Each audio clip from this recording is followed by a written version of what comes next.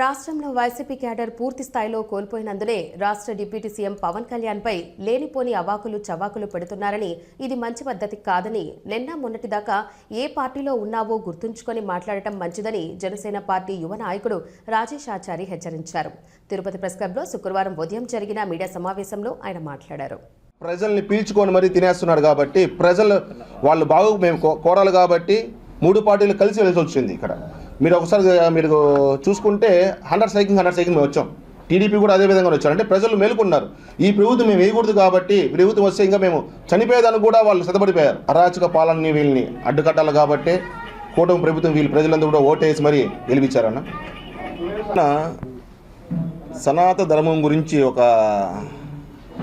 చిన్న స్థాయి మా పార్టీలో నుంచి వెళ్ళిన ఒక వ్యక్తి వచ్చి దేవుడు దేవుడు దేవుడు అని చెప్పి పదే పాపం తెలుసుకున్నాడు.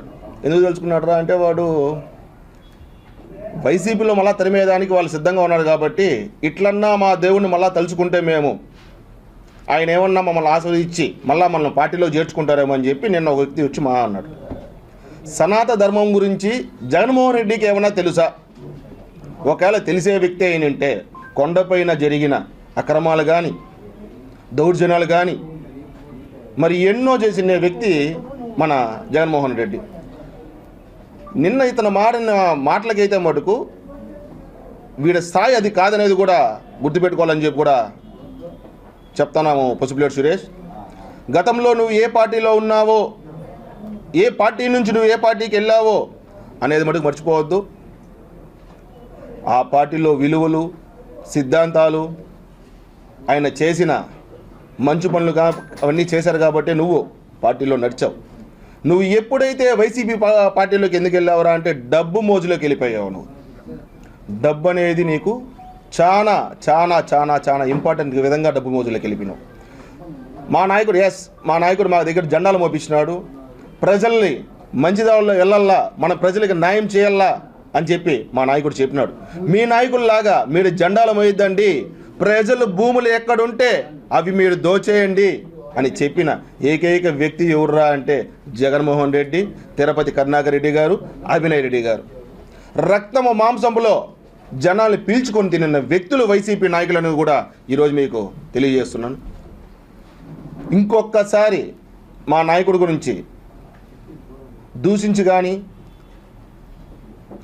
ఏ విధంగా మాట్లాడే విధంగా చేస్తే మటుకు నీకు అతి త్వరలోనే చాలా ఇబ్బందికరంగా అవుతుందని కూడా చెప్తాను. మా నాయకుడు దేవుడే. ఉన్నోడు పిలిచినా పలుకుతాడు, లేనోడు పిలిచినా పలుకుతాడు, పగోడు పిలిచినా పలికే వ్యక్తి మా నాయకుడు దేవుడే. కోట్లాది మంది ఆయన కోసం ఎదురు చూస్తున్నాడు.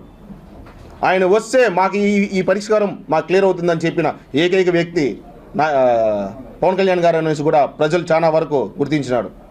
మీరందరూ కూడా గుర్తుపెట్టుకోవాల. వైసీపీ నాయకులు అందరికీ కూడా గతంలో ఒక డైలాగ్ అన్నాడు. ఆయన దేవుడు కాబట్టి గతంలో ఒక డైలాగ్ అన్నాడు, జగన్మోహన్ రెడ్డి పాతాళంలోకి నిన్ను తొక్కేస్తాం అని చెప్పాడు. చేయలేదా? చేశాడు కదా. ఆయన దేవుడు కాబట్టే చేశాడు.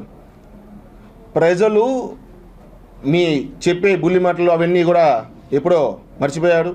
రాబోయే కాలంలో కూడా ఇంకా 10 ఏళ్ళు కూటమి ప్రభుత్వమే ఉంటుందనేసి కూడా మీకు అందరికీ చెప్తున్నాను.